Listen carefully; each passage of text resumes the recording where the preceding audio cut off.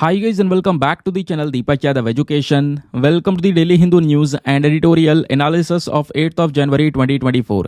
तो गाइस आज है तारीख 8 जनवरी 2024 और है मंडे। देखेंगे आज के द हिंदू कंप्लीट न्यूज़पेपर को एनालाइज करेंगे। बट लेक्चर में आगे बढ़ने से पहले अगर आपको इस लेक्चर का पीडीएफ चाहिए तो क्या करना है, सबसे पहले डाउनलोड करना है टेलीग्राम, देन उसके बाद जाके सर्च बॉक्स में टाइप करना Deepak Yadav education UPSC. As you can see guys आपको ये वाला चैनल मिल जाएगा। यहाँ से आप डेली बेसिस पे इस लेक्चर के पीडीएफ को डाउनलोड कर सकते हो। और अगर आप मेरे साथ में पर्सनली जुड़ना चाहते हैं तो इंस्टाग्राम पे जाना होगा, वहाँ पे जाके फिर से लिखना है दीपक यादव एजुकेशन, मेरा प्रोफाइल मिलेगा जहाँ पे ऑलरेडी 14,000 से ज़्यादा लोग मेरे साथ में जुड़ चुके हैं। नाउ हमेशा की तरह हम लोग अपने लेक्चर को एक मैप के क्वेश्चन के साथ स्टार्ट करेंगे। तो आज आप सभी को मैप में जाकर देखना है इंद्रायणी रिवर को कहाँ पर है ये एग्जैक्टली लोकेटेड, इसको अच्छे से मैप में देखना। देन उसके बाद आकर नीचे कमेंट सेक्शन में टाइप करना, जिससे कि आप लोग इसको लंबे समय तक याद रख पाओगे। साथ ही साथ एक क्वेश्चन सॉल्व करेंगे जो कि यूपीएससी प्रीवियस ईयर साल 2017 के प्रीलिम्स में पूछा गया था। डेली बेसिस पे हम लोग यहाँ पर एक प्रीवियस ईयर क्वेश्चन को भी सॉल्व करते हैं। उस समय पर नया नया जीएसटी आया था, तो सवाल ये था कि जो ये गुड्स एंड सर्विस टैक्स है, इसको लागू करने से इसके एडवांटेजेस यानी इसके क्या फ़ायदे नज़र आ सकते हैं। नीचे 3 स्टेटमेंट्स दिए गए हैं, बताना है कौन सा स्टेटमेंट सही है। पहला बोलता है कि इससे ये होगा कि बहुत सारे जो मल्टीपल टैक्सेस हैं वो सब खत्म हो जाएंगे, इसके बजाय एक सिंगल मार्केट क्रिएट होगा इंडिया के अंदर में। सेकेंड स्टेटमेंट बोलता है कि जीएसटी आने से एक और एडवांटेज ये होगा कि जो करंट अकाउंट डेफिसिट है इंडिया का, जो घाटा है स्पेशली, वो यहाँ पे हो जाएगा कम, और इससे जो फॉरेन एक्सचेंज रिजर्व्स हैं हमारे वो बढ़ने लगेंगे। थर्ड स्टेटमेंट बोलता है कि जीएसटी लाने से एक फ़ायदा ये भी होगा कि जो हमारे इकॉनमी की ग्रोथ और साइज़ है वो इंक्रीज़ होगी, और आने वाले समय पर यानी आने वाले भविष्य में हम चाइना को ओवरटेक कर सकते हैं इकॉनमी के मामले में, उससे आगे निकल सकते हैं। तो तीनों स्टेटमेंट को देखते हुए बताना है इसमें से कौन सा स्टेटमेंट सही है। Option number A 1 only, B 2 and 3 only, C 1 and 3 only, या फिर डी तीनों के तीनों सही हैं। तो इसका सही आंसर सभी को नीचे कमेंट सेक्शन में देना है। एटलीस्ट सभी को इसमें पार्टिसिपेट करना है, जैसे मैं आप लोगों से डेली बेसिस पे बोलता हूँ। बाय द वे इसका जो करेक्ट आंसर है वो मैंने आपको टेलीग्राम पर प्रोवाइड करवा दिया है, वहाँ से भी आप इसको चेकआउट कर सकते हो। और अगर वहाँ पर आंसर नहीं मिलता है तो भी कोई परेशान होने की ज़रूरत नहीं है, क्योंकि वीडियो के लास्ट में इसके करेक्ट आंसर का डिस्कशन हम लोग करेंगे। तो चलो शुभ आरंभ करते हैं और चलते हैं सबसे पहले थंबनेल वाले इंपॉर्टेंट आर्टिकल की तरफ। तो दोस्तों इस आर्टिकल के बारे में सभी लोगों को पता तो चल ही गया होगा। कल पूरे दिन भर बॉयकॉट मालदीव्स ट्रेंड कर रहा था। अब ऐसा क्यों हुआ, मालदीव्स एकदम से इतना ज़्यादा न्यूज़ में क्यों आ चुका है, वो सब कुछ डिस्कस करेंगे। साथ ही साथ में भारत मालदीव्स के जो संबंध है वो भी आपको मैं आगे पढ़ाऊंगा। लेकिन उससे पहले ये आप आर्टिकल देख पा रहे हो आज के न्यूज़पेपर में पेज नंबर 4 पर प्रेजेंट है, जिसको GS paper number 2 international relations के साथ में हम लिंक करेंगे। दोस्तों दिन ब दिन इंडिया और मालदीव्स के जो संबंध है वो खराब होते हुए चले जा रहे हैं, और अभी संबंध आप कह सकते हो ऑब्वियसली एक डाउन लेवल पर आ चुके हैं। हुआ क्या, मालदीव्स की जो सरकार है उस सरकार के कुछ मंत्री हैं, कुछ मिनिस्टर्स हैं, जिन्होंने यहाँ पर पीएम मोदी को लेकर कुछ गलत स्टेटमेंट दिए हैं।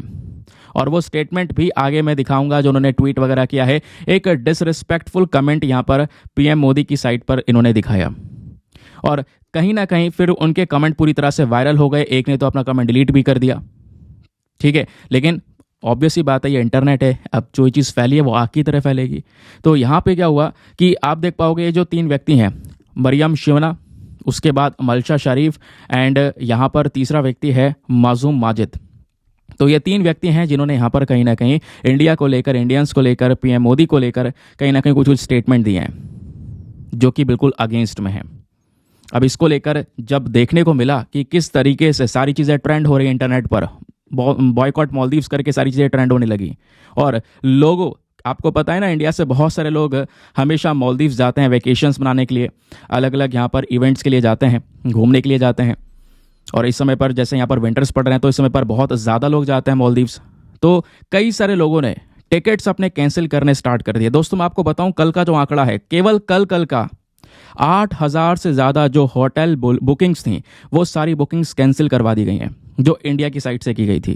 2,500 से ज़्यादा जो फ्लाइट के टिकट्स हैं वो भी यहाँ पर कैंसिल हो चुके हैं, केवल और केवल ये मालदीवियन मिनिस्टर्स के स्टेटमेंट की वजह से।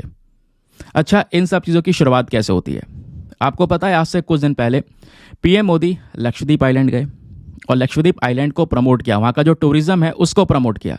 लेकिन यहाँ पे इन्होंने ट्वीट किए, अपने फ़ोटोज़ डाले, और फोटोज़ डालने के बाद आपको ये फ़ोटोज़ भी आपको नज़र आ रहे होंगे। है ना। तो दोस्तों यहाँ पे ना कहीं भी मालदीव्स का जो नाम है वो नहीं दिया गया था।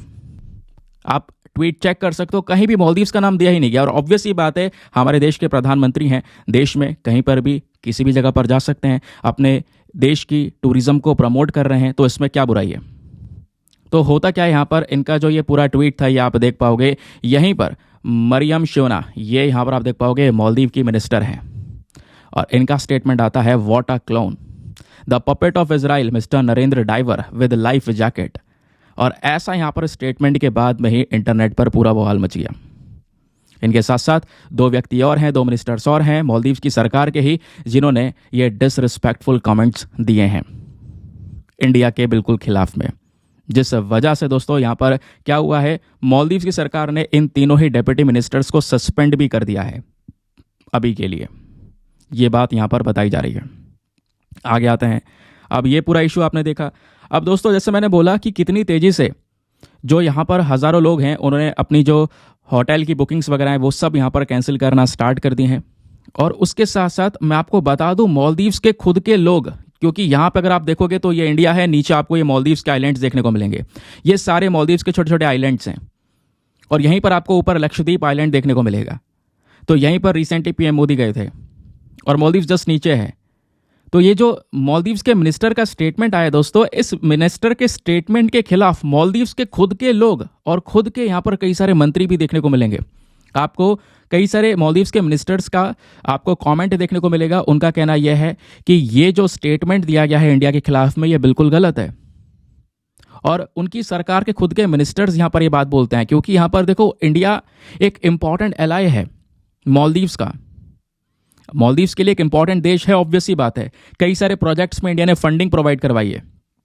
इतनी ज़्यादा फंडिंग प्रोवाइड करवाना, इतना सपोर्ट करना, प्रोजेक्ट्स में सपोर्ट करना, उसके बाद कुछ इस प्रकार के स्टेटमेंट देना, ये कहीं पर भी सूटेबल नहीं है इन रिलेशंस को देखते हुए।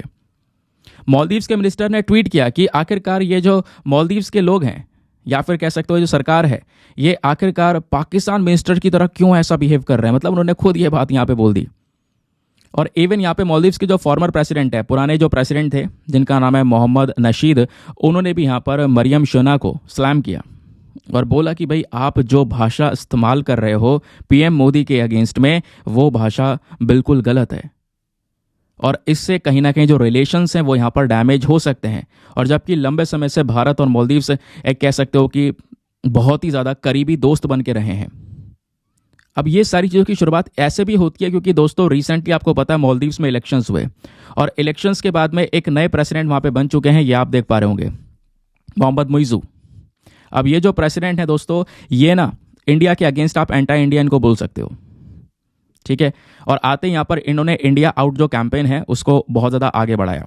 इवन यहाँ पर इनका जो इलेक्शन जीतना था, इनके जो इलेक्शन जीतने के लिए मैनिफेस्टो वगैरह होता है ना, उसमें भी यहाँ पर इन्होंने इंडिया आउट कैंपेन को मेंशन किया था।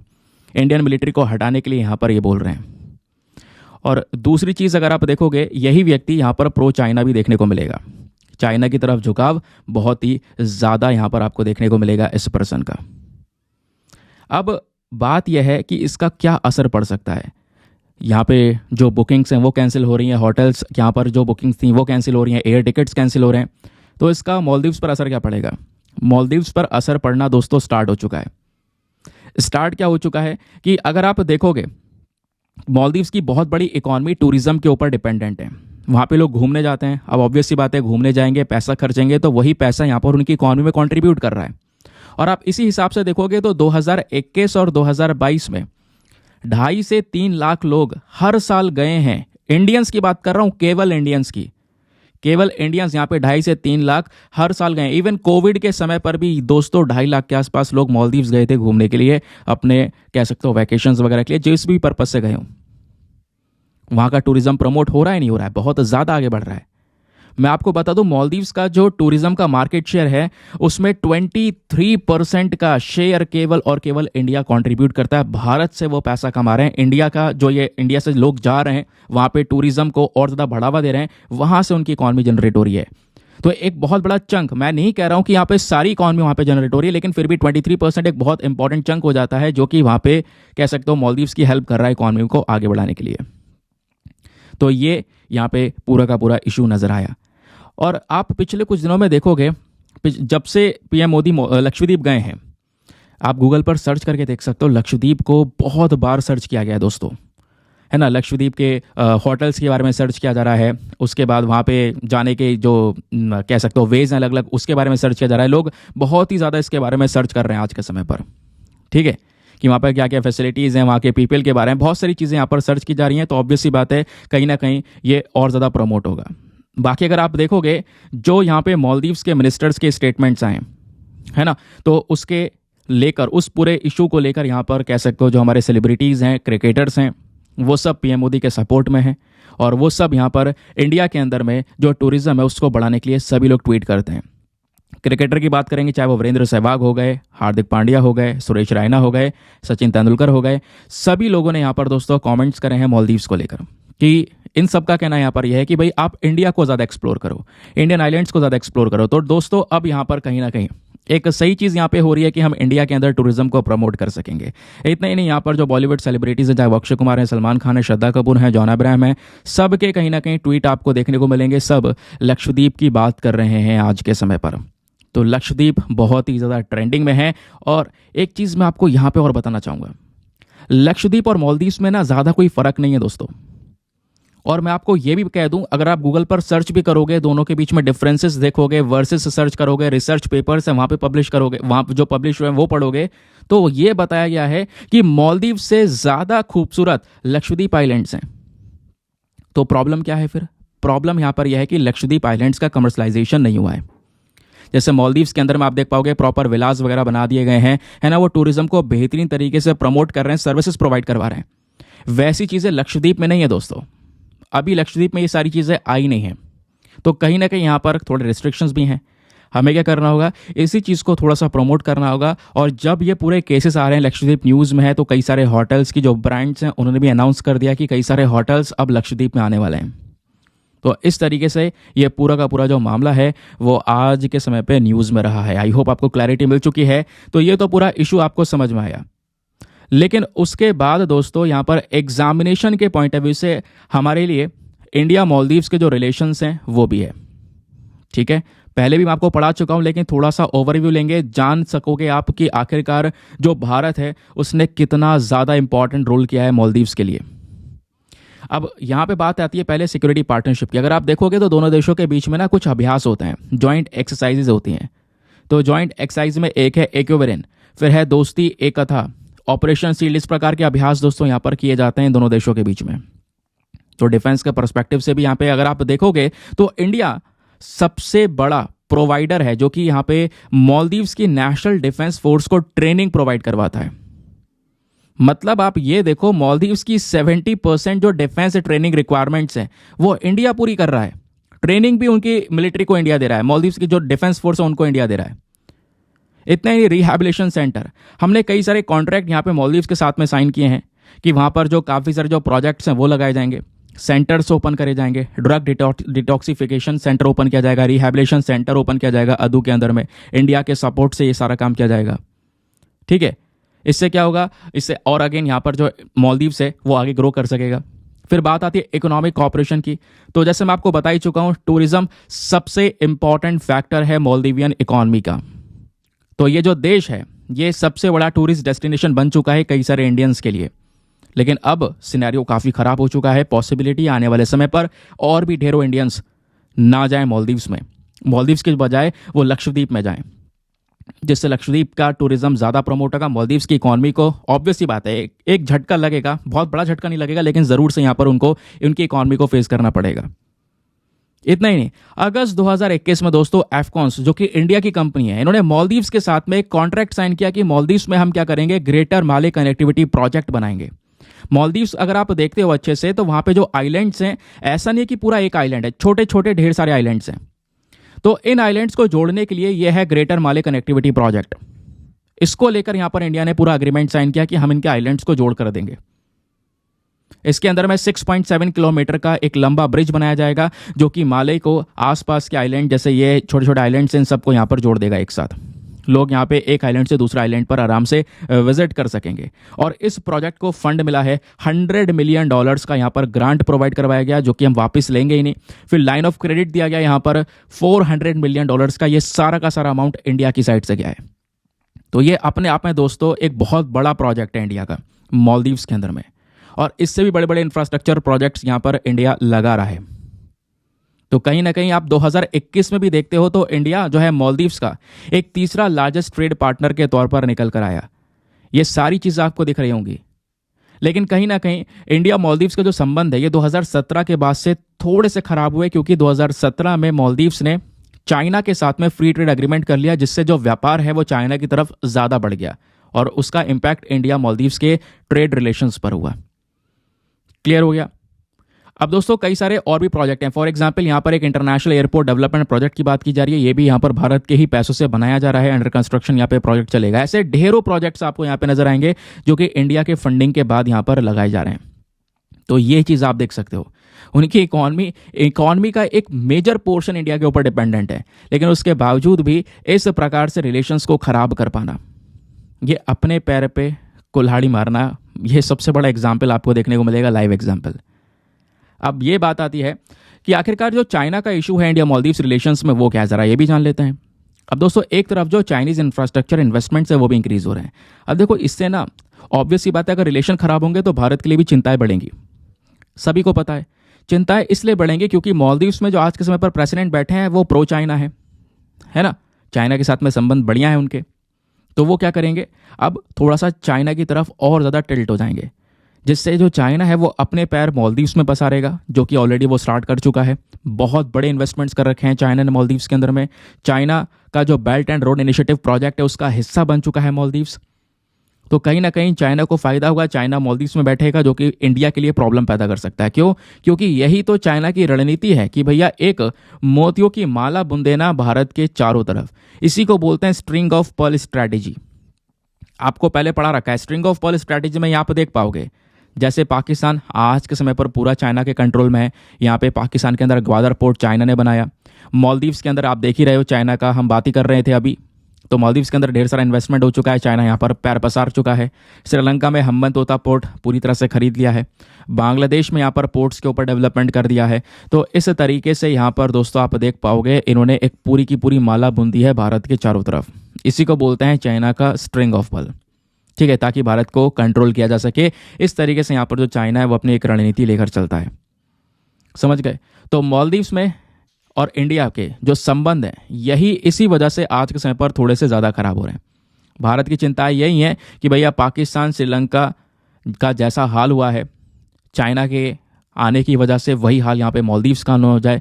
यही चीज़ हम लोग यहाँ पर फोकस करते हुए चल रहे हैं, क्योंकि ऑब्वियस ही बात है मालदीव्स हमारा एक पड़ोसी देश है और हमारी कई सारी पॉलिसीज़ ऐसी हैं जहाँ पर हम बिल्कुल अपने पड़ोसी देशों को बिल्कुल सबसे ऊपर रखते हैं। कहीं पर भी प्रॉब्लम आती है तो सबसे पहले हम उनकी मदद करने के लिए पहुँचते हैं, चाहे वो कोविड-19 क्यों ना हो। मालदीव्स को कितनी सारी वैक्सीन प्रोवाइड करवाई गई थी, ठीक है, कितने सारा सपोर्ट यहाँ पे कोविड के समय पर भी मालदीव्स को यहाँ पर मिल चुका है, ठीक है। और दोस्तों यहाँ पे आज के समय के जो प्रेसिडेंट है, जैसे मैंने बोला, ये आप देख पाओगे मुइज़्ज़ू, ठीक है, ये चाइना के प्रति इनका झुकाव है। लेकिन जो इनसे पहले प्रेसिडेंट हुआ करते थे वो आपको ये देखने को मिलेंगे, 2018 के प्रेसिडेंट है प्रेसिडेंट इब्राहिम मोहम्मद सोली। इनका झुकाव इंडिया के प्रति हुआ करता था, ये इंडिया के प्रो इंडिया रहा करते थे। तो इन्होंने भी यहाँ पर रिलेशंस मेंटेन करे थे, लेकिन उस समय पर इतने ज़्यादा टकरार कभी आए नहीं। जब ये रूल कर रहे थे तो इनके समय पर कोई ऐसे रिलेशंस खराब हुए ही नहीं। लेकिन अब दोस्तों सिचुएशन पूरी तरह से चेंज हो चुका है। समझ गए? ये हमने रिलेशन डिस्कस किए। अब थोड़ा सा बात कर लेते हैं मालदीव्स के ज्योग्राफी के बारे में, क्योंकि लगातार मालदीव चर्चा में, तो 100% चांसेस भी बन जाते हैं कि भैया इसकी लोकेशन पूछी जाए आपसे एग्जामिनेशन के अंदर में। तो यहाँ पर आप लोकेशन देख पाओगे, ये है नीचे मालदीव्स, इसके छोटे छोटे ढेर सारे यहाँ पर आइलैंड्स नजर आएंगे। ऊपर है लक्षद्वीप, लक्षद्वीप का यहाँ पर ये नॉर्थ वाला पोर्शन, नीचे मिनिकॉय आइलैंड, ये भी लक्षद्वीप का हिस्सा आपको देखने को मिल जाता है। समझ गए? आगे आते हैं। अब दोस्तों मालदीव्स को अगर हम देखते हैं तो यहाँ पर कई सारे कोरल रीफ्स, छोटे छोटे आइलैंड्स, ये सब कुछ यहाँ पे हमको नज़र आता है। और वही सेम जो पूरे फीचर्स हैं वो हमारे लक्षद्वीप आइलैंड्स में भी हैं। सबसे इंपॉर्टेंट बात दोस्तों यहाँ पे ध्यान रखना कि जो हमारा इंडियन मिनिकॉय है, यानी कि लक्षद्वीप आइलैंड का एक हिस्सा है, ठीक है, मिनिकॉय और मालदीव्स, ये दो अलग अलग यहाँ पर देश हैं। ध्यान रखना, मालदीव्स अलग देश है, ठीक है। और मिनिकॉय जो लक्षद्वीप का हिस्सा है ये इंडिया का पार्ट है, ठीक है। तो मिनिकॉय और मालदीव्स के बीच में एक लाइन जाती है जिसको बोलते हैं 8 डिग्री चैनल। तो 8 डिग्री चैनल के माध्यम से मिनिकॉय मालदीव से बट जाते हैं, ध्यान रखना। और लक्षद्वीप और मिनिकॉय 9 डिग्री चैनल के माध्यम से बट जाते हैं, यानी कि अलग अलग इनके बीच में से एक चैनल जाता है 9 डिग्री चैनल। फिर ऐसे ही यहाँ पर दोस्तों अंडमान निकोबार आइलैंड्स, ऊपर आपको अंडमान आइलैंड देखने को मिलेंगे, नीचे निकोबार आइलैंड देखने को मिलेंगे। तो अंडमान और निकोबार आइलैंड के बीच में से भी एक डिग्री चैनल जाता है जिसको बोलते हैं 10 डिग्री चैनल। तो ये 8, 9, 10 डिग्री चैनल ध्यान रखना है। 8 डिग्री चैनल किन चीज़ों को सेपरेट करता है, 9 डिग्री चैनल किन दो अलग अलग एरियाज को सेपरेट करता है, और 10 डिग्री चैनल किन दोनों को सेपरेट करता है, ध्यान रखना है। कहोगे ऐसा क्यों ध्यान रखना है? ये देखो यूपीएससी का क्वेश्चन है 2014 का। सवाल ये था कि बताओ भैया कौन सा पेयर ऑफ आइलैंड है जो कि 10 डिग्री चैनल के माध्यम से एक दूसरे से सेपरेट होता है।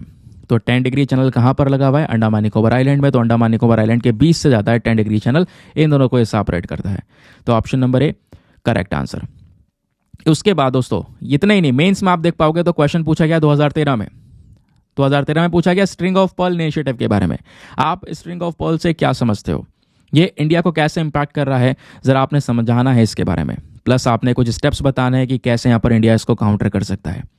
उतना ही नहीं, 2013 में ही दोस्तों मालदीव्स को लेकर एक और सवाल पूछा गया। Discuss the political developments in the Maldives in the last 2 years, should they be any cause for concern to India. और पॉसिबिलिटी है कि सेम टू सेम क्वेश्चन हमको 2024 में फिर से देखने को मिल सके, क्योंकि वही हुआ है। मालदीव्स में अभी पॉलिटिकल डेवलपमेंट्स में कुछ चेंजेस हुए हैं, और चेंजेस होने के बाद में इंडिया के लिए क्या चिंताएं बढ़ी हैं वो सब कुछ यहाँ पर आपको बताने हो सकता है पूछ लिया जाए डायरेक्टली। तो आप देख पाओगे इस तरीके से क्वेश्चंस पूछे गए हैं। ये प्रीवियस ईयर क्वेश्चंस हैं, आपने हमेशा लिंक करके पढ़ना है ताकि आप सिलेबस से जुड़े रहें, कुछ फालतू की चीज़ पर ना जाएं। वो काम मैं आपको यहाँ पे प्रोवाइड करवा देता हूँ। नाउ आगे आता है। अब दोस्तों आगे बढ़ने से पहले एक इंपॉर्टेंट इन्फॉर्मेशन, अगर आप लोग हमारे पेड ग्रुप्स को ज्वाइन करना चाहते हो तो आपके पास में एक बढ़िया मौका है इसको ज्वाइन करने का। यहाँ पर आपको डेली करंट नोट्स के पीडीएफ वगैरह प्रोवाइड करवा दिए जाते हैं। फॉर एग्जांपल जैसे अभी हमने ये आर्टिकल डिस्कस किया, तो आप देख पाओगे ये जो आर्टिकल है ना, ये तो आर्टिकल तो बेकार था, मतलब ये आर्टिकल हमारे काम का नहीं था, लेकिन इस आर्टिकल में छिपी हुई इतनी सारी जो इन्फॉर्मेशन है, ये सब कुछ नोट्स जो हैं ये आपको रेडीमेड नोट्स प्रोवाइड करवा दिए जाते हैं बिल्कुल प्रिंटेड फॉर्म में। कहने का मतलब है कि आपने कुछ लिखने वगैरह की बैठकर ज़रूरत नहीं है, क्योंकि आप घंटे लगा दोगे और वो उसका टाइम वेस्ट होने के बाद में पढ़ाई कब करोगे? बाकी का स्टैटिक पोर्शन भी तो कवर करना है, तो उसके लिए यहाँ पर टाइम की कमी पड़ जाएगी, क्योंकि सारी एनर्जी यहीं पर चली जाएगी। तो उसका अच्छा सॉल्यूशन यहाँ पर यह है कि भाई डेली बेसिस पे आपको इस पूरे क्लास का, क्योंकि अगर आप इस वाले पीडीएफ का साइज देखोगे तो आज यहाँ पर 78 स्लाइड्स हैं इसके अंदर में, कभी 100 स्लाइड्स हो जाती हैं, कभी 120 स्लाइड हो जाती हैं। तो इसको अपने पास में स्टोर करके रख पाना ऑब्वियस ही बात है नेक्स्ट टू इम्पॉसिबल है, या इसी से पढ़ पाना ये भी नेक्स्ट टू इम्पॉसिबल है। तो उसी का एक सरल ऑप्शन यहाँ पर यह है कि एक बिल्कुल सिंपल पीडीएफ आपको दिया जाता है थोड़े से पेजों में। ठीक, अगर ये मान लो 78 पेजेस हैं तो इसका 10-12 पीडीएफ में 10 पेजेस स्लाइड्स के अंदर में A4 साइज़ में पूरा पीडीएफ तैयार कर दिया जाता है। वो प्रिंटेड फॉर्म में होता है, ये सारा कंटेंट आपको वहाँ पे मिल जाता है। यानी चाहो तो आप उसका प्रिंट आउट वगैरह निकलवा सकते हो, उसको आराम से वहाँ पे पढ़ सकते हो। उससे बड़ा फ़ायदा पता है आपको क्या मिलता है? आपका सारा कंटेंट करंट अफेयर का डेट वाइज उस ग्रुप में सिक्योर है। किसी भी तारीख का पीडीएफ उठाओ, डाउनलोड करो, पढ़ो, डिलीट कर दो, नो टेंशन। स्टोरेज का कोई दिक्कत नहीं है दोस्तों, डिलीट कर दो, क्योंकि सारी चीज़ें उस ग्रुप में सिक्योर हैं। आपके पास में अनलिमिटेड ऑप्शंस हैं डाउनलोड और उसमें साथ ही साथ में डिलीट करने के। ठीक है, और इस ग्रुप को ज्वाइन करने का जो फी पेमेंट है वो बहुत ही मिनिमम है, just 499 for the life time access. आपका सिलेक्शन जब तक ना हो जाए तब तक आप 499 में इस ग्रुप को ज्वाइन करके रख सकते हो। और गारंटी है 499 के जब आप इन्वेस्टमेंट करोगे ग्रुप ज्वाइन करने के बाद में आपको कुछ दिन बाद लगेगा यार मेरा अमाउंट रिकवर हो चुका है, लेकिन बेनिफिट्स तो आपको मिलते रहेंगे। ये वो अमाउंट है, इतना छोटा अमाउंट है जो आप इधर उधर खर्च कर देते होंगे, बिल्कुल अफोर्डेबल अमाउंट आपके लिए यहाँ पे रखा गया है। बाकी दोस्तों इस ग्रुप को ज्वाइन करने के लिए करना क्या होगा?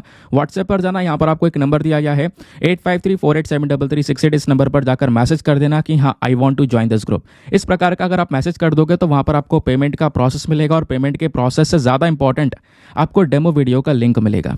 आप पूरे डेमो वीडियो को भी देख सकते हो कि भाई मुझे कैसे फ़ायदे होंगे, अपना आपको पूरा सेटिस्फाई करने के बाद में जाकर ये अपना इन्वेस्टमेंट करना। ठीक है, बाकी यार मेक श्योर क्या करो, वीडियो पे जो लाइक का बटन है उसको प्रेस कर दिया करो। एक छोटा सा टारगेट होता है हमारा 5000 लाइक्स का, जिसको आप सपोर्ट कर सकते हो। आज वीडियो थोड़ा जल्दी आ रहा है ना। बाकी जैसे मैंने बोला था यार, थोड़े दिनों बाद कोशिश होगी जल्दी वीडियो आ जाए। बाकी मेरी कोशिश रहेगी कि मैं जल्द से जल्द 8, 8:30 या मैक्सिमम 9 बजे तक आपके सामने ये जो वीडियो है उसको अपलोड करके प्रोवाइड करवा दूँ। फिलहाल के लिए आते हैं अगले आर्टिकल पर। ये जो ऊपर ये लिखा हुआ है टैग गलत पड़ गया है, ठीक है, इसको मैंने चेंज ही नहीं कर पाया हूँ, माफ़ी चाहूँगा, तो इसको आप हटा देना, इससे इससे मैच मत करना है। वैसे आज के न्यूज़पेपर में हमारे पास में एक आर्टिकल प्रेजेंट है जहाँ पर बात की जा रही है कि जो तमिलनाडु है वो आज के समय पर सेमीकंडक्टर इलेक्ट्रॉनिक सेक्टर के मामले में एक बहुत इंपॉर्टेंट स्टेट बन सकता है। और तमिलनाडु में दोस्तों सेमीकंडक्टर को लेकर ऑलरेडी बहुत सारी कंपनियां वहां पर नजर आती हैं जो कि सेमीकंडक्टर को डिज़ाइन करती हैं। और दूसरी तरफ सेमीकंडक्टर हमारे जीवन के लिए बहुत इंपॉर्टेंट भी है, इंडिया की बहुत बड़ी ज़रूरत है आज के समय पर, आपको आगे बताऊंगा। लेकिन ये पूरा मुद्दा है क्या, पहले ये जान लेते हैं। पूरा मुद्दा यह है कि अभी रिसेंटली तमिलनाडु के अंदर में एक मीटिंग होती है जिसको बोलते हैं ग्लोबल इन्वेस्टर मीटिंग, जहाँ पे बहुत सारे जो इन्वेस्टर्स है दुनिया भर के वो आते हैं, है ना, देखते हैं कि भाई कहाँ पर इन्वेस्टमेंट करना सही है। अब दोस्तों यहीं पर ना ये जो पूरा का पूरा मीटिंग है, इसके तहत यहाँ पर एक पॉलिसी लेकर आई गई है, semiconductor and advanced electronics policy 2024। ये तमिलनाडु की सरकार यहाँ पर इस प्रकार की पॉलिसी को लेकर आई है, जिस पॉलिसी की मांग है कि भैया जो इन्वेस्टर्स हैं, अलग अलग निवेशक हैं, उनसे पैसा इन्वेस्ट किया जाए, उनसे पैसा इन्वेस्ट करवाया जाए हमारे यानी तमिलनाडु के सेमीकंडक्टर वाले सेक्टर में। अगर लोगों को पसंद है तो वो सेमीकंडक्टर सेक्टर में अपना पैसा इन्वेस्ट कर सकते हैं, पैसा आएगा, उसके बाद दोस्तों इस इंडस्ट्री में बहुत सारे और डेवलपमेंट्स होंगे और जो इन्वेस्टर्स होंगे उनको भी बढ़िया रिटर्न मिल सकेगा। तो ये यहाँ पर बोला जा रहा है, एक बहुत बड़ा एरिया यहाँ पर क्रिएट किया जा रहा है सेमीकंडक्टर के मामले में। और दूसरी तरफ दोस्तों अगर आप देखोगे तो तमिलनाडु के अंदर में ऑलरेडी बहुत सारी जो सेमीकंडक्टर डिज़ाइन वाली कंपनीज हैं वो वहाँ पर ऑलरेडी रहती हैं। तो हमारा मेन टारगेट है आने वाले समय पर सेमीकंडक्टर के मामले में बहुत बेहतरीन तरीके से ग्रो करना। फिलहाल के लिए ये आर्टिकल आपको कहीं पर भी हेल्प नहीं करेगा एग्जाम के लिए, बस कल ये न्यूज़ ध्यान रखना कि हाँ तमिलनाडु कोशिश कर रहा है सेमीकंडक्टर इलेक्ट्रॉनिक सेक्टर के अंदर में आगे बढ़ने की। अब बात यहाँ पर यह है कि आखिरकार सेमीकंडक्टर है क्या, क्यों इतनी चर्चा यहाँ पर सेमीकंडक्टर की अलग से की जाती है। पहले हम इसका मतलब समझते हैं। तो दोस्तों सेमीकंडक्टर्स वो मटेरियल होते हैं जिनमें कंडक्टिविटी होती है और वो कंडक्टर्स और इंसुलेटर्स के बीच में आते हैं। अब कहोगे ये क्या मतलब है। दोस्तों पहली चीज़ ये समझो, आज अगर हम बहुत सारी चीज़ें यूज़ कर रहे हैं, आप कहीं पर भी बैठे हो आपके आसपास बहुत सारे इलेक्ट्रॉनिक प्रोडक्ट्स होंगे, जैसे आपका मोबाइल फ़ोन होगा, लैपटॉप होगा, टैबलेट होगा, लाइट जल रही होगी, है ना, ऐसे ही बहुत सारे आइटम्स आपको रूम में दिख रहे होंगे। उन सभी चीज़ों के अंदर में सेमीकंडक्टर है। तो सेमीकंडक्टर कितना इंपॉर्टेंट है ये आपको समझ में आ चुका है। अभी इलेक्ट्रिक व्हीकल्स को हम प्रमोट कर रहे हैं, उसमें भी सेमीकंडक्टर का यूज़ है। सेमीकंडक्टर सबसे इंपॉर्टेंट चीज़ है जो कि हर जगह पर है, हर एक इलेक्ट्रॉनिक आइटम में आपको ये देखने को मिलेगा। अब ये होता क्या है, अब पहले सेमीकंडक्टर को पढ़ने से आपको पहले यहाँ पे आना होगा कि कंडक्टर और इंसुलेटर क्या होते हैं। पहली चीज़ दोस्तों, कंडक्टर क्या होते हैं। कंडक्टर यहाँ पर वो मटेरियल होते हैं जिसमें इलेक्ट्रिकल करंट आराम से कंडक्ट हो जाए। कहोगे ये क्या मतलब है, मतलब जिसमें आराम से बिजली बहने लगे। फॉर एग्जाम्पल कॉपर, ठीक है। अब कॉपर तो बहुत ही अच्छा मतलब कंडक्टर माना जाता है ना, क्योंकि अब मान लो कॉपर का वायर है, आप इधर से यहाँ पर इलेक्ट्रिसिटी को छोड़ते हो तो एंड तक बहुत आराम से पहुँचेगी, बिल्कुल फ्रीली यहाँ पर फ्लो करेगी। तो ये कंडक्टर है जहाँ पर इलेक्ट्रिसिटी फ्री फ्लो हो पाए। फिर होता है एक इंसुलेटर। अब इंसुलेटर क्या होता है, इंसुलेटर जो कि बिजली के फ्लो को काट दे, ठीक है, यानी कि does not conduct any current. Example हो गया आपका रबर, ठीक है। अब रबर की चप्पलें भी तो इसलिए पहनते हैं, क्यों, रबर एक इंसुलेटर है, क्या करता है, वो करंट को काट देता है। अब मान लो यहाँ पर ये रबर है, अगर यहाँ पे आप करंट फ्लो करवाओगे क्या इस एंड तक पहुँचेगा, कभी नहीं। या पेपर हो गया या माइका हो गया, ये सारी चीज़ें क्या है दोस्तों, इंसुलेटर है। तो इंसुलेटर में करंट फ्लो नहीं होता, कंडक्टर में करंट फ्लो होता है। और इनके दोनों के बीच में जो आता है वो होता है हमारा सेमीकंडक्टर। सेमीकंडक्टर मतलब वो भी कंडक्टर है, उसमें इलेक्ट्रिक करंट फ्लो होगा, लेकिन उस करंट को हम कंट्रोल कर सकते हैं, अपने हिसाब से फ्लो करवा सकते हैं। ये बात ध्यान में रखना। तो सेमीकंडक्टर के एग्जाम्पल क्या हो सकते हैं, सिलिकॉन, जर्मेनियम, ये सारे सेमीकंडक्टर के एग्जाम्पल हैं। सिलिकॉन, जर्मेनियम या फिर गैलियम आर्सेनाइड, कैडमियम सेलेनाइड, ये सब सेमीकंडक्टर्स हैं दोस्तों। क्लियर हो गया सेमीकंडक्टर क्या होता है, इनका यूज़ हम सब जगह पे कर रहे हैं। ये जो चिप्स सेमीकंडक्टर बनाई जा रही हैं आज के समय पर हमारे लाइफ का एक इंपॉर्टेंट हिस्सा बन चुकी हैं। गाड़ी वगैरह के अंदर में, ऑटोमोबाइल सेक्टर में यूज़ हो रही हैं, हमारे घर में जितने गैजेट्स हैं उसमें यूज़ हो रही हैं, मेडिकल डिवाइसेस में यूज़ हो रही हैं, ईसीजी मशीन्स में यूज़ हो रही हैं। सभी जगह पर सेमीकंडक्टर्स का बहुत इंपॉर्टेंट रोल हमको देखने को मिलता है। और सेमीकंडक्टर जो दुनिया में सबसे ज़्यादा किस चीज़ से बनाया जाता है वो है सिलिकॉन से। तो सिलिकॉन बेसिकली अगर आप रॉ फॉर्म में देखोगे कुछ ऐसा नजर आएगा। इसको रिफाइन वगैरह करके यहाँ पर क्या किया जाता है, तब इससे सेमीकंडक्टर बनाया जाता है। ठीक है, तो ध्यान रखना सिलिकॉन का सिंबल है SI, एटॉमिक नंबर है 14, क्योंकि हमारा साइंस का भी एक छोटा सा पोर्शन आता है यूपीएससी में, इसलिए कुछ बेसिक चीज़ें भी पता होनी चाहिए हाथों हाथ। अब दोस्तों सेमीकंडक्टर हमारे लिए ज़रूरी कितना है ये जान लेते हैं। जब कोरोना का समय चल रहा था तो कोविड-19 के दौरान सेमीकंडक्टर की डिमांड दुनिया भर में बहुत ही ज़्यादा थी, लेकिन व्यापार हो नहीं पा रहा था तो सप्लाई हो नहीं पा रही थी। इंडिया ने भी बहुत बड़ी प्रॉब्लम फेस की दोस्तों सेमीकंडक्टर को लेकर, क्योंकि ज़्यादातर सेमीकंडक्टर आज हमारे पास में आता है वो ताइवान वगैरह की वजह से आता है, क्योंकि ताइवान सबसे बड़ा प्रोड्यूसर है सेमीकंडक्टर का। समझ गए? अब सेमीकंडक्टर का इंपॉर्टेंस तो आप समझ ही चुके हो, वही चीज़ वापस रिपीटेड है तो वापस रिपीट करना बनता नहीं कि भाई कहाँ कहाँ पर इसका यूज़ किया जाता है। लेकिन ये ज़रूर जानेंगे कि आखिरकार इंडिया के अंदर में जो सेमीकंडक्टर का मार्केट है वो आज के समय पर कहाँ पर स्टैंड करता है।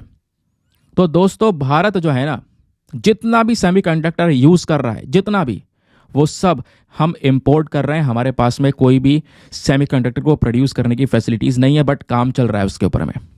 अभी वही हम डिस्कस कर रहे थे। तो इंडिया क्या करता है आज के समय पर, सारे के सारे जो सेमीकंडक्टर चिप्स हैं उनको इंपोर्ट करता है, और जो हमारा मार्केट है वो लगभग 100 बिलियन US डॉलर्स तक टच कर जाएगा 2025 तक, ऐसा यहाँ पर मेंशन किया जा रहा है। समझ गए? अब जो है डोमेस्टिक मैन्युफैक्चरिंग, यानी अपने देश में हम सेमीकंडक्टर चिप्स को बनाने के लिए बहुत सारे जो इनिशिएटिव्स हैं वो ऑलरेडी पिछले 2 सालों में लॉन्च कर चुके हैं। हमारी सरकार ने 76,000 करोड़ रुपए 2021 में रख दिए हैं अलग से सेमीकंडक्टर डेवलपमेंट के लिए, कि भैया ये पैसा वहाँ पे खर्चा जाएगा। इस प्रकार के बहुत सारे जो इंसेंटिव्स है वो स्टार्ट कर दिए गए। और जैसे आप देख पाओगे 2021 में सरकार ने $10 बिलियन का प्रोडक्शन लिंक्ड इंसेंटिव स्कीम भी अनाउंस कर दिया है कि भैया सेमीकंडक्टर को ज़्यादा से ज़्यादा प्रोड्यूस किया जा सके। उसके साथ साथ इंडिया का जो खुद का कंजम्पशन है सेमीकंडक्टर का, वो 2026 तक $80 बिलियन को क्रॉस कर जाएगा, और 2030 तक $110 बिलियन को क्रॉस कर जाएगा। तो हमारा कंजम्पशन रेट इस सेमीकंडक्टर का बहुत ही ज़्यादा आपको नजर आएगा। तो ये आपको पता चल गया कि भैया सेमीकंडक्टर के मामले में इंडिया इसको प्योरली इंपोर्ट करता है। अब बात करते हैं कि दुनिया में आखिरकार ऐसे कौन से देश हैं जो सबसे ज़्यादा प्रोडक्शन करते हैं इन सेमीकंडक्टर्स का। तो ऐसे केवल 5 देश आपको देखने को मिलेंगे, टॉप के 5 देश जो सबसे ज़्यादा प्रोडक्शन करते हैं। दुनिया की सेमीकंडक्टर की जो पूरी स्थिति है वो इन 5 देशों की मुट्ठी में है। अब वो 5 देश कौन कौन से? नंबर 1 है ताइवान, सेकंड है साउथ कोरिया, थर्ड है जापान, फोर्थ है US और फिफ्थ है चाइना। और इनमें से भी जो नंबर 1 पर है वो है ताइवान और साउथ कोरिया। ये दुनिया की 80% जो सेमीकंडक्टर की डिमांड है उसको पूरा करते हैं। दुनिया का मोस्ट एडवांस चिप मेकर है TSMC, ये ताइवान के अंदर में इसका हेडक्वार्टर है। ये ऐसी चिप मेकर कंपनी है। समझ गए? चलिए आगे आते हैं। नेक्स्ट आर्टिकल भी बहुत ज़्यादा इंपॉर्टेंट होने वाला है। तो दोस्तों यहाँ पे बात की जा रही है कि भारत के अंदर में जो जेल हैं, उन जेलों के अंदर में जाति के आधार पर भेदभाव होता हुआ नजर आया। उसको लेकर एक डेटा आया है और सुप्रीम कोर्ट का स्टेटमेंट आया है, जिसकी वजह से ये न्यूज़ में है। चर्चा क्या है? खबर यह आ रही है कि सुप्रीम कोर्ट ऑफ इंडिया ने हाल ही में एक नोटिस इशू किया हमारी केंद्र सरकार को, और 11 राज्यों को भी सुप्रीम कोर्ट ने खुद नोटिस दिया एक PIL के बेसिस पर। और वो नोटिस देते हुए ये बोला कि भैया आपके राज्यों में जो जेल हैं, उन जेलों के अंदर में जाति के आधार पर भेदभाव हो रही है उन कैदियों के साथ में। और जो भी ये भेदभाव हो रहा है, जो डिस्क्रिमिनेशन हो रहा है कास्ट के बेसिस पर, फटाफट इसको रोको, क्योंकि ये हमारे लॉज के हिसाब से, कॉन्स्टिट्यूशन के हिसाब से बिल्कुल अगेंस्ट में है। तो ज़रा पहले ये जानते हैं। तो ये तो न्यूज़ आई जिसकी वजह से चर्चाओं में। अब ये जानते हैं आखिरकार कहाँ कहाँ पर कास्ट बेस्ड जो डिस्क्रिमिनेशन हो रहा है वो कहाँ कहाँ पर देखने को मिल रहा है। तो डिस्क्रिमिनेशन के जो इंस्टांसेस सबसे ज़्यादा दोस्तों वो मध्य प्रदेश से आ रहे हैं। जो पिटीशन डाला गया था सुप्रीम कोर्ट में उसमें मध्य प्रदेश बताया गया, दिल्ली, तमिलनाडु, ये वो स्टेट्स हैं जहाँ पर आप कह सकते हो कि कुकिंग वाला काम, क्योंकि जेल में सारे काम सौंप रखे हैं अलग अलग कैदियों को, तो खाना पकाने का काम जो डोमिनेंट कास्ट है उनको दे रखा है, और जो लोअर कास्ट है उनको कुछ दूसरी जॉब, झाड़ू लगाने का, टॉयलेट साफ करने का काम दे रखा है। इन राज्यों के अंदर जेल्स में ये सारी चीज़ें हो रही हैं। ये बात दोस्तों इस पर्टिकुलर रिपोर्ट के अंदर बताई गई। तो इंडिया में जो पूरा का पूरा जेल का सिस्टम है, प्रिजन सिस्टम है, यहाँ पर डिस्क्रिमिनेटरी प्रैक्टिस चल रही है, भेदभाव हो रहा है कास्ट के बेसिस पर, ऐसा यहाँ पर पूरी तरह से कंफर्म किया गया इस रिपोर्ट के माध्यम से। फिर जो कास्ट लेबर डिस्ट्रीब्यूशन है दोस्तों वो भी हमको देखने को मिलेगा। ये जो पूरी की पूरी आइडियोलॉजी है, ये आइडियोलॉजी कहाँ से आई है? अंग्रेजों से तो आई है। कॉलोनियल इंडिया में भी तो यही हुआ करता था। अंग्रेजों को क्या मतलब था? अंग्रेजों का यही मतलब था कि भाई अगर कोई कैदी है तो उसको सजा दी जाए। सुधारने की बात वो करते नहीं थे, केवल सजा देने की बात करते थे। और इस तरीके से यहाँ पर वहाँ भी डिस्क्रिमिनेशन चला करता था। और वो जो डिस्क्रिमिनेशन जो है वो कहीं ना कहीं दोस्तों अनहेल्दी है।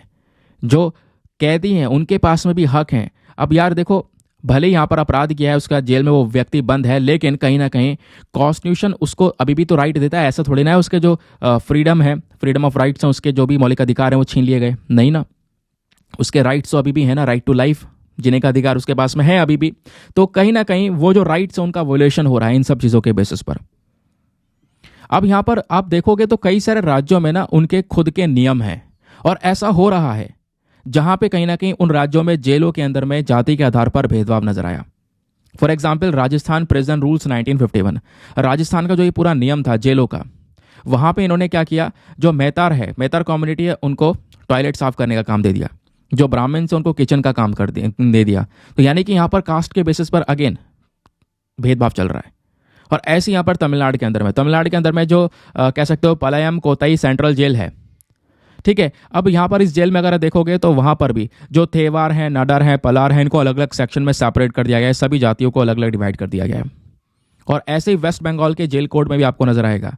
यहाँ पर भी जो झाड़ू लगाने की काम वगैरह है, साफ सफाई का काम है, वो सब यहाँ पर मेथर, हरी कास्ट, इन सबको दे दिया गया है। तो इस तरीके से यहाँ पर जेलों के खुद के अपने नियम कोड वगैरह चल रहे हैं। इन्हीं सबको खत्म करने के लिए दोस्तों 2003 का मॉडल प्रिजन मैनुअल गाइडलाइंस आई थी। ये जो पिटीशन है ये रेफर करता है, बोलता है कि भैया 2003 का जो ये प्रॉपर गाइडलाइन है वो जोर देता है किस चीज़ के ऊपर में, कि भाई वहाँ पे जो भी कैदी बंद हैं बेसिकली, है ना, वो जो भी कैदी बंद है उनके भी जो राइट्स हैं उनके राइट्स का ध्यान रखना, उनके फंडामेंटल राइट्स का ध्यान रखना। और इस पिटीशन ने दोस्तों आर्ग्यू भी किया है कि जो पर्सन आज के समय पर हैं, जेल के अंदर बंद हैं, ऐसा थोड़ी ना है कि फंडामेंटल राइट्स उनके चले गए हैं, फंडामेंटल राइट्स उनके पास में भी हैं। और ये बात सुप्रीम कोर्ट खुद अपने जजमेंट में बोल चुका है। एक केस हुआ था 1978 के अंदर में, और वो केस था Sunil Batra versus Delhi administration case. और ये था केस बेसिकली जो कैदी होते हैं, जेल में बंद होते हैं, उनके फंडामेंटल राइट्स होते हैं या नहीं होते हैं, इस प्रकार का केस था। सुप्रीम कोर्ट ने बोला बिल्कुल उनके पास में भी फंडामेंटल राइट्स हैं, उनका फंडामेंटल राइट का कोई वायलेशन नहीं हो सकता।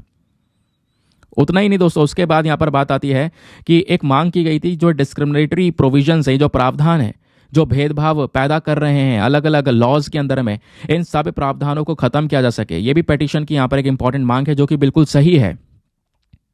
फिर बात आती है यहाँ पर कि सुप्रीम कोर्ट की ऑब्जर्वेशंस क्या है। आखिरकार जेलों में जो ये कास्ट बेसिस पर डिस्क्रिमिनेशन हो रहा है, इस पर सुप्रीम कोर्ट क्या बोलता है।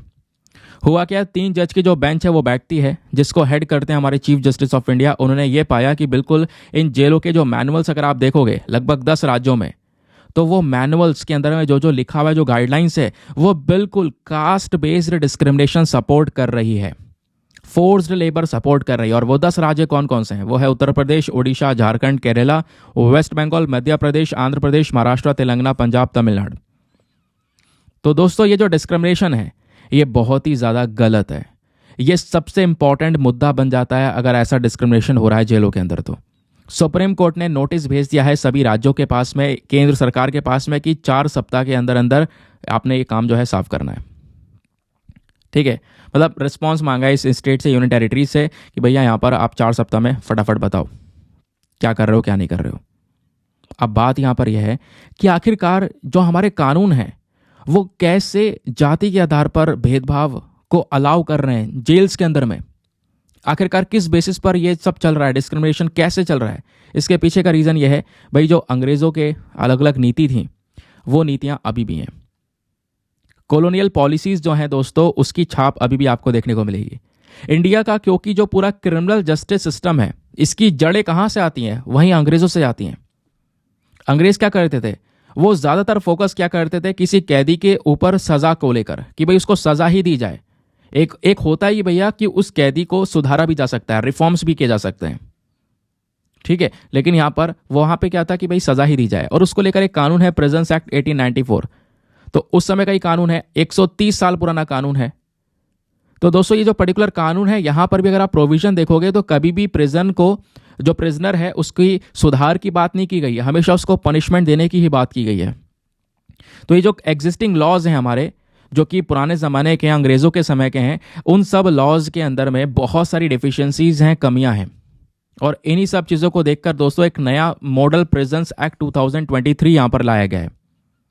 और अगर यहाँ पर ये पूरा कानून अच्छे से इम्प्लीमेंट होता है, जिसको हमारे मिनिस्ट्री ऑफ होम अफेयर्स ने फाइनल किया था मई 2023 में, तो इससे हम अपने जेलों की कंडीशंस को इम्प्रूव कर सकेंगे। जेल में बैठे हुए जितने भी कैदी हैं उनके ह्यूमन राइट्स, उनके जो अधिकार हैं उसकी भी सुरक्षा करने की हम बात कर सकेंगे। तो ये डिस्कशंस यहाँ पर दोस्तों हो रहे हैं। समझ गए प्रेजेंट मैनुअल्स क्या हैं और क्या क्या यहाँ पर डिस्कशंस की बात की गई। और आज के समय पर कई सारे, जैसे मैंने बोला, राज्यों के मैनुअल्स हैं।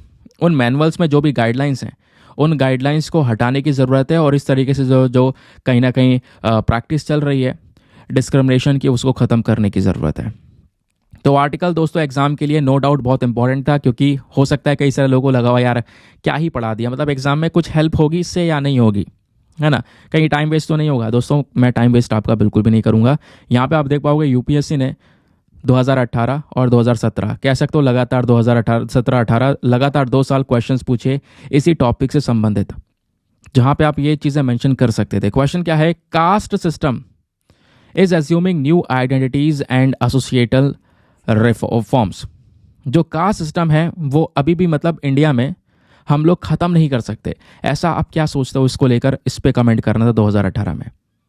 फिर एक और क्वेश्चन आया कि भैया जो 2 लीगल मेजर इनिशिएटिव्स हैं हमारे स्टेट के देश की आज़ादी के बाद से, वो भी शेड्यूल्ड ट्राइब्स के खिलाफ जो डिस्क्रिमिनेशन हो रहा है उसको ख़त्म करने के लिए, तो ऐसे इनिशिएटिव्स कौन से, ज़रा इसके बारे में बताओ। तो ऐसे क्वेश्चंस यहाँ पे डायरेक्टली बन जाते हैं। हाँ मतलब सीधा सीधा नहीं है, बट लिंक आपको नजर आ रहा होगा। ऐसी तो पढ़ा ही जाता है, ऑब्वियस सी बात है भाई, प्रीलिम्स में मतलब इस टॉपिक से क्वेश्चंस कैसे आ रहे हैं वो जानने को मिलेगा। तो जब ऐसे आ रहे हैं तो पॉसिबिलिटी आने वाले समय पर डायरेक्टली जो हमने पढ़ा है वहाँ से भी आपको सवाल देखने को मिले। समझ गए? चलिए आगे आते हैं नेक्स्ट आर्टिकल पर। ना अभी 1-2 आर्टिकल और है, उसको थोड़ी देर में डिस्कस करेंगे, लेकिन उससे पहले हमारे पास में इंपॉर्टेंट एडिटोरियल्स हैं। 2 रेलिवेंट एडिटोरियल हैं जिसको हम डिस्कस करेंगे। एक एडिटोरियल ये है, ये 2 दिन पहले का है, लेकिन एग्जाम के लिए इंपॉर्टेंट है। कुछ स्पेसिफिक डेटा है जो कि हम यहाँ पर कवर करने वाले हैं विद प्रॉपर नोट्स। जो राइटर हैं तिकेंद्र सिंह पनवर, ठीक है, इनका कहना यह है कि जो केरला अर्बन कमीशन आया है, इस कमीशन की तरह हमें और भी कमीशंस की ज़रूरत है जो कि हमारे शहर को अच्छे से डेवलप कर सकते हैं। तो राइटर के क्या है एग्जैक्ट तरीके से कहने, इस पूरे एडिटोरियल के जो प्रॉपर नोट्स हैं वो आपको यहाँ पर आगे देखने को मिल जाएंगे। हर एक चीज़ को बढ़िया से सुनते हुए चलना, आपको मज़ा आएगा और पूरा कॉन्सेप्ट क्लियर होगा। और सबसे इंपॉर्टेंट बात, आज का जो मेंस का क्वेश्चन है वो इसी आर्टिकल के ऊपर बेस्ड है, तो थोड़ा सा वेट करो, आज का सवाल भी आपको मिल जाएगा। तो यहाँ पे कॉन्टेक्स्ट क्या है, इंडिया जो है दुनिया में सबसे तेजी से ग्रो होने वाला एक इकॉनमी आपको देखने को मिलेगा। अब जो हमारी इकॉनमी के अंदर कंट्रीब्यूशन हो रहा है वो ज़्यादातर शहरों से कंट्रीब्यूट हो रहा है। तो देश की जो जीडीपी है दोस्तों, उसमें डायरेक्टली शहरों का कंट्रीब्यूशन होगा 70% तक 2030 तक। और जो हमारी वर्ल्ड बैंक है, इन्होंने भी एक एस्टिमेशन ये दिया है कि जो इन्वेस्टमेंट है आने वाले 15 सालों में, एक सबसे इंपॉर्टेंट इन्वेस्टमेंट होगा $840 बिलियन का, जिससे हम क्या कर सकेंगे, जो अर्बन पॉपुलेशन है, जो शहर की जनसंख्या है, बेसिकली उनकी डिमांड को पूरा कर सकेंगे। तो बहुत तेजी से न केवल इंडिया में, पूरे दुनिया में अर्बनाइजेशन नजर आ रहा है। अर्बनाइजेशन मतलब शहरीकरण, लोग गांव से निकलकर सीधा शहर में बस रहे हैं। लेकिन अगर अर्बनाइजेशन बढ़ेगा तो इससे चैलेंजेस भी बहुत सारे इंक्रीज होंगे शहर के अंदर में। तो अर्बनाइजेशन को ठीक करने के लिए यहाँ पर हाल ही में केरला ने केरला अर्बन कमीशन बनाया, एक अलग बॉडी बनाई है। और ये जो बॉडी है इसका मेन काम क्या है कि केरला के अंदर में जो स्पेशली शहर के एरियाज हैं उन लैंडस्केप के अंदर में सुधार करना। इसलिए यहाँ पर केरला अर्बन कमीशन को तैयार किया गया। तो ज़रा इसके बारे में जान लेते हैं। तो अभी 2024 में इसको बनाया गया है, एक बहुत इंपॉर्टेंट यहाँ पर बॉडी मानी जाएगी ये। और बोला जा रहा है कि इससे पहले हमारे पास में national commission on organisation already है। और इस प्रकार का शहर को रिफॉर्म करने के लिए जो कमीशन है, इसकी शुरुआत हमारे जो फॉर्मर प्राइम मिनिस्टर हैं राजीव गांधी जी, उनकी साइड से की गई थी। लेकिन बहुत सारे इंटरप्शंस हुए, उनका असैसिनेशन हो गया। असैसिनेशन के बाद में यहाँ पर ये चीज़ें इंप्लीमेंट नहीं हो पाई अच्छे से। नाउ फाइनली यहाँ पर केरला ने क्या किया, शहर के लिए अपना खुद का अर्बन कमीशन बनाया। तो ये जो अर्बन कमीशन है, इसका मेन मकसद क्या है कि केरला के अंदर में जो अर्बनाइजेशन है, केरला में जो शहरीकरण हो रहा है, लोग शहर की तरफ जब बढ़ रहे हैं आगे, तो जो भी शहरीकरण से होने वाली दिक्कतें हैं उन दिक्कतों को निपटाना। तो एस्टिमेटेड 90% जो अर्बनाइज्ड पॉपुलेशन है उनकी हेल्प करना। तो कमीशन की मेन मांग यही है कि भैया यहाँ पर क्या करना, स्टेट का, शहर का डेवलपमेंट करना आने वाले 25 सालों में। इसलिए कमीशन तैयार किया गया। ठीक है, अब केरला का जो ये अर्बन कमीशन है, ये इसके बारे में तो हमने हर एक चीज़ जान ली। इसका रोल क्या हो सकता है और इससे हम क्या सीख सकते हैं वो यहाँ पर समझाया गया। तो ये जो अर्बन कमीशन है दोस्तों, हाँ भले ये नेशनल कमीशन नहीं है, नेशनल कमीशन दूसरा है, ये स्टेट का अपना खुद का अलग कमीशन है। तो इसके अंदर भी बहुत ताकत है। और ऐसे ही कमीशन यहाँ पर क्या करना होगा, मतलब ये एक कह सकते हो ऐसा कमीशन है जो कि हमें दूसरे स्टेट्स के लिए चाहिए, जो अर्बनाइज स्टेट्स है जहाँ पर शहरीकरण बहुत ज़्यादा है, फॉर एग्जाम्पल गुजरात, महाराष्ट्र, तमिलनाडु, पंजाब। क्योंकि ये कमीशन क्या करेगा, हमारे स्टेट्स की जो अर्बन पॉपुलेशन है उसको और ऊपर लेकर जाएगा। ठीक है, एक कह सकते हो बहुत डिटेल अप्रोच होगी कि भैया अर्बनाइजेशन की वजह से क्या क्या चुनौतियां आ रही हैं, उन चुनौतियों से निपटना। अब इस केरला अर्बन कमीशन का इंपॉर्टेंस क्या हो सकता है, जरा ये जान लेते हैं। तो दोस्तों, अगर हम बात करेंगे अर्बन कमीशन की, तो अर्बन कमीशन का मेन काम होगा समझना कि माइग्रेशन कहाँ से कहाँ पे हो रहा है, लोग कहाँ से कहाँ जा रहे हैं, कहाँ सेटल हो रहे हैं, सेटलमेंट पैटर्न्स क्या है, कहाँ कहाँ पर सेटलमेंट हो रहा है। इंफॉर्मेशन टेक्नोलॉजी का जो रोल है वो हमें समझना होगा। देन उसके बाद में हम उस पर्टिकुलर शहर की सारी रियलिटीज़ को जान सकते हैं। लेकिन जो ये केरला अर्बन कमीशन का डेवलपमेंट किया गया है, ये कमीशन बनाया गया, उसके पीछे का रीज़न क्या है? रीज़न यहाँ पर यह है कि दोस्तों अर्बनाइजेशन की वजह से दुनिया भर में चैलेंजेस क्रिएट हो रहे हैं। क्योंकि दुनिया भर में अगर आप देखोगे जो अर्बन पॉपुलेशन है, शहरीकरण और शहर की जो जनसंख्या है वो 56% से ज़्यादा हो चुकी है, जबकि यहाँ पर 1860s में केवल 5% थी। तो तेज़ी से यहाँ पर शहर में लोग बढ़ रहे हैं और शहरीकरण बढ़ने से सारी चीज़ें मॉडर्न हो रही हैं। वहाँ पे मॉडर्नाइजेशन अपनाने के बाद में दोस्तों क्या हो रहा है, उससे क्लाइमेट चेंज हो रहा है, टेम्परेचर और गर्म हो रहा है, बहुत सारे इनइक्वालिटीज़ हमको वहाँ पे नज़र आ रही हैं। ठीक है, पोल्यूशन बहुत ज़्यादा हो रहा है, डेवलपमेंट्स प्रोजेक्ट्स बहुत सारे लग रहे हैं, डिफॉरेस्टेशन हो रहा है, एनवायरमेंट को लगातार नुकसान पहुँचाया जा रहा है, जो कि सही बात है। तो ये पहला चैलेंज है। इस चैलेंज से लड़ने के लिए भी यहाँ पर केरला अर्बन कमीशन काम करेगा।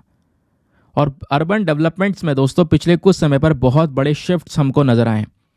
ठीक है, जैसे यहाँ पर इस डेवलपमेंट की शुरुआत हुई थी, इसका जो फर्स्ट फेस है वो नेहरूवियन एरा में शुरू हुआ था। ठीक है, तो उस समय पर भी दोस्तों गांव से शहर की तरफ लोग बढ़े। फिर यहाँ पर आप देख पाओगे बड़ी बड़ी फर्म्स वगैरह सब कुछ आनी स्टार्ट हो गई और आज के समय पर सारा एजुकेशन वगैरह बहुत सारी चीज़ें यहाँ पर डेवलप हो चुकी हैं शहर के अंदर में। तो कहीं ना कहीं एक जब डेवलपमेंट होगा ऑब्वियस सी बात है, तो दूसरी तरफ यहाँ पे बहुत सारे चैलेंजेस भी हमको नजर आएंगे।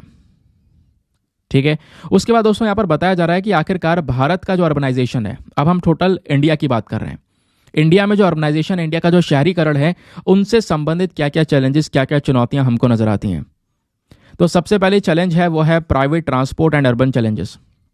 लोग क्या कर रहे हैं शहर के अंदर में, गांव में तो फिर भी यहाँ पे लोग साइकिल चला लेते हैं या पब्लिक ट्रांसपोर्ट का यूज़ कर रहे हैं, लेकिन शहर के अंदर में हर एक व्यक्ति की अपनी खुद की गाड़ी है घर में, किसी के घर में 2-2 गाड़ी हैं, किसी के घर में 3-3 गाड़ी हैं।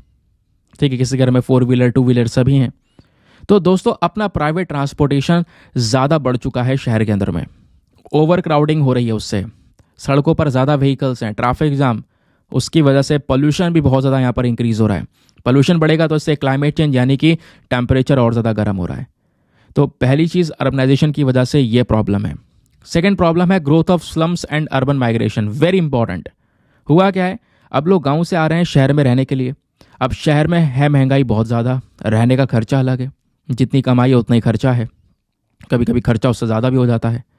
तो दोस्तों इस प्रकार का यहाँ पर अगर जीवन जीना है तो यहाँ पर कहीं ना कहीं लोग आगे ग्रो नहीं कर पाते। बस शहर में आ रहे हैं, अच्छी इनकम मिल रही है, लेकिन वहाँ पे खर्चे भी फिर इतने हो जाते हैं, है ना।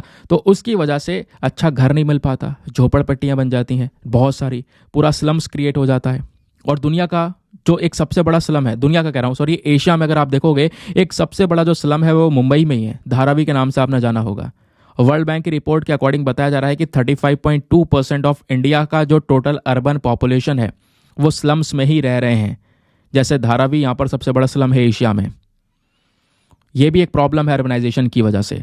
फिर एक सबसे बड़ी प्रॉब्लम आती है एनवायरमेंटल इम्पैक्ट। ये आपको पता ही है भाई, अब शहरीकरण बढ़ेगा, लोग आ रहे हैं, लगातार डेवलपमेंट हो रहा है, फैक्ट्रीज लग रही हैं, कंपनीज लग रही हैं, खूब पोल्यूशन हो रहा है, एयर वाटर क्वालिटी सब कुछ यहाँ पर बर्बाद हो रही है। फिर उसके बाद में एक और प्रॉब्लम आती है, वह है urban heat island effect, very very important. ये क्या टर्म है, टर्म आपसे डायरेक्टली पूछी जा सकती है। दोस्तों अगर आप गांव और शहर में आप देखोगे डिफरेंस, तो गांव में अभी भी काफ़ी ठंडक है, शांति है, लेकिन शहर में आपको ऐसा कुछ नहीं नज़र आएगा। गांव में हरियाली है, शहर में कहीं देखने को मिलेगी नहीं देखने को मिलेगी। तो जो अर्बन एरियाज दोस्तों आपको नजर आएंगे, यहाँ का स्ट्रक्चर पूरा घना हो चुका है, सभी जगह पर घर बन चुके हैं, छोटे छोटे प्लॉट्स के अंदर भी सब घर बन चुके हैं। अब यहाँ पर जो ग्रीनरी की स्पेस है वो कुछ भी नहीं है, और सारा कंक्रीट ही कंक्रीट है शहर के अंदर में।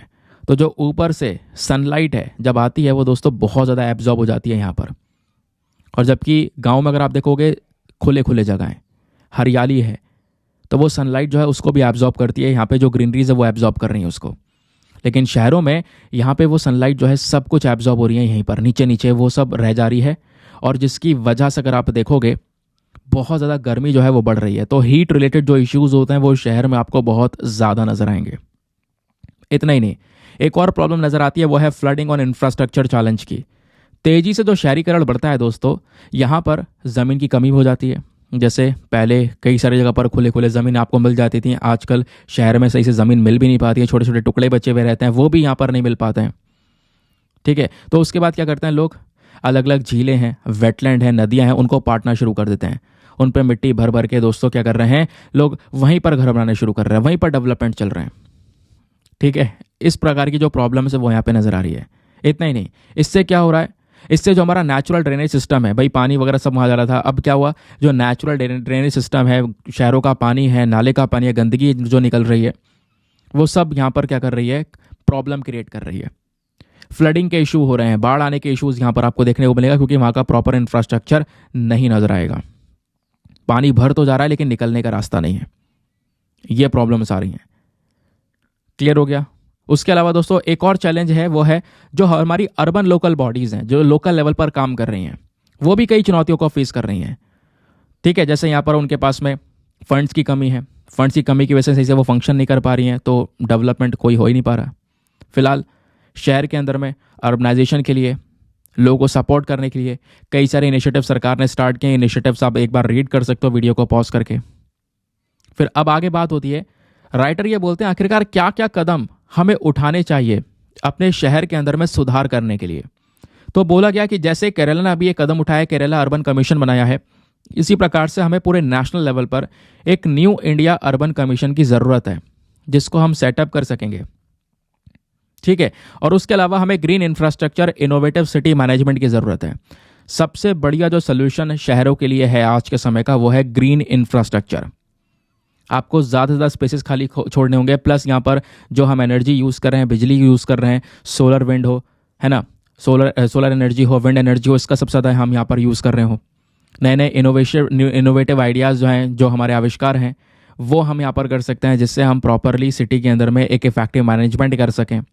तो इसको ध्यान में रखना होगा। दूसरा, हमें सोशल वेलफेयर के ऊपर भी ध्यान में रखना होगा कि जो ऑर्गेनाइज्ड अर्बन प्लानिंग है, अगर आप अच्छे से पूरी तरह से शहर की प्लानिंग करते हो, तो वो अपने आप में ही एक इम्पॉर्टेंट रोल प्ले करती है लोगों का कल्याण करने में, अर्बन एरियाज़ को पूरी तरह से ट्रांसफॉर्म करने में, एक हेल्दियर प्लेसेस में। और इसके लिए जो स्कीम्स है, for example Indira Gandhi urban employment guarantee scheme है राजस्थान के अंदर में, इस स्कीम का मेन मकसद है कि जो एक बेसिक लिविंग स्टैंडर्ड होता है गरीब लोगों को, वो प्रोवाइड करवाना, ताकि सिटी का प्रॉपर डेवलपमेंट हो सके।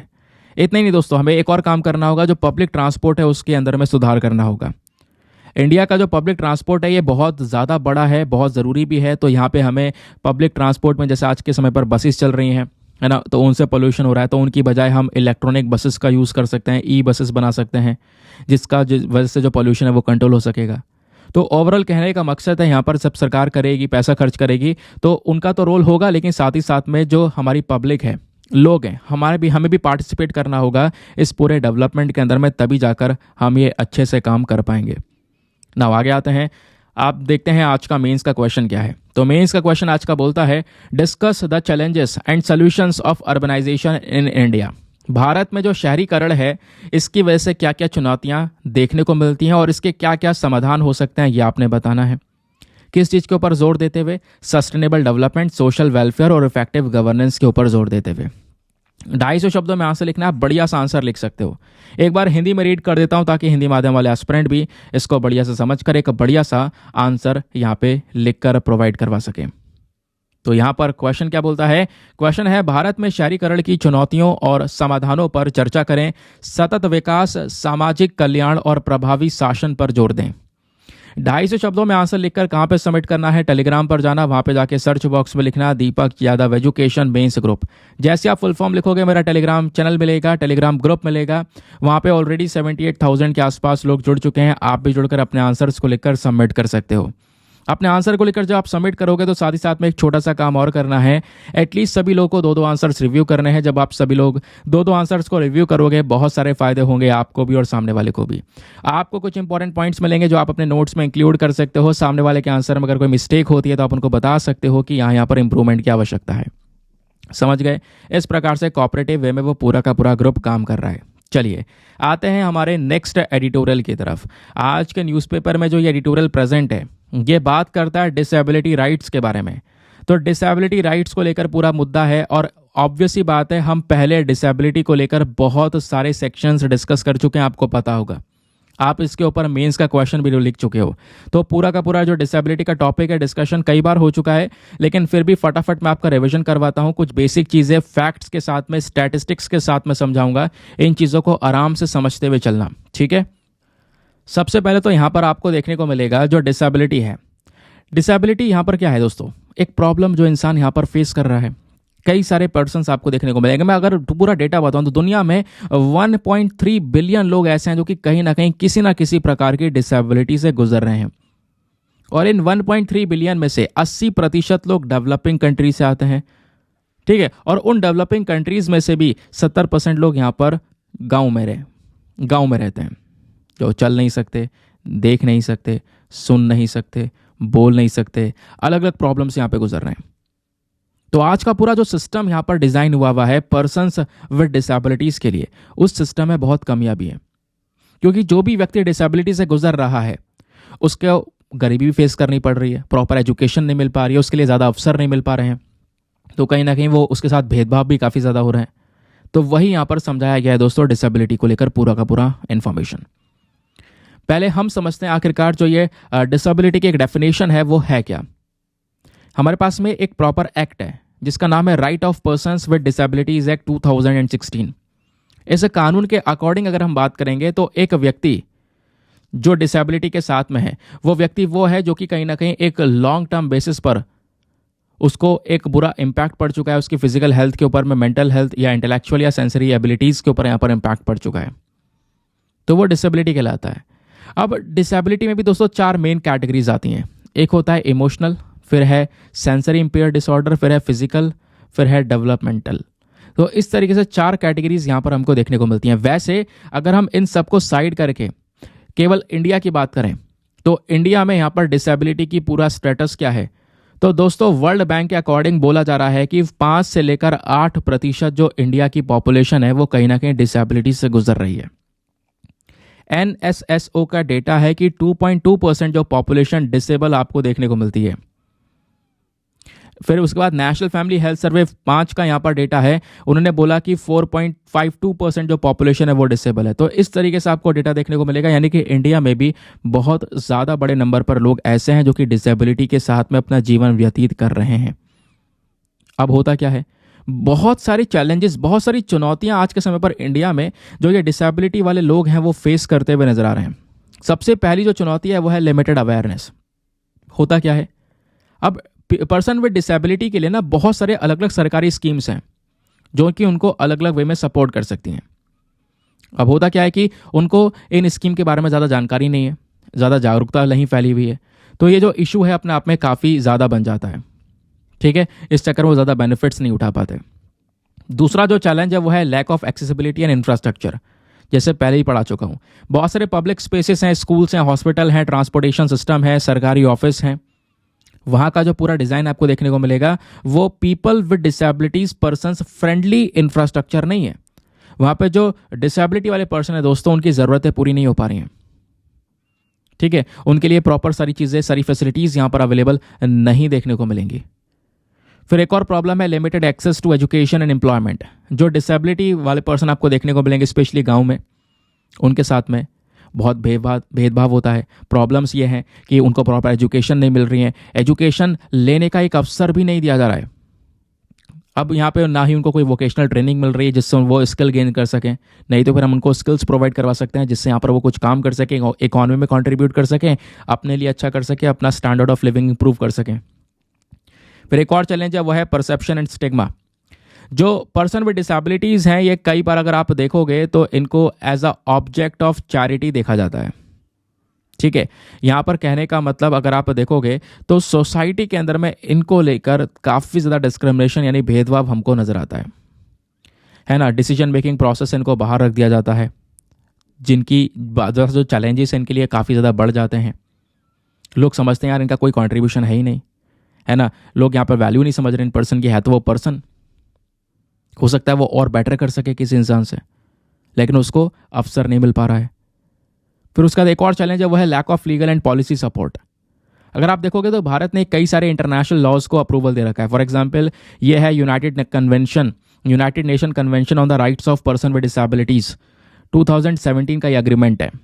साथ ही साथ में right of person with disabilities act 2016।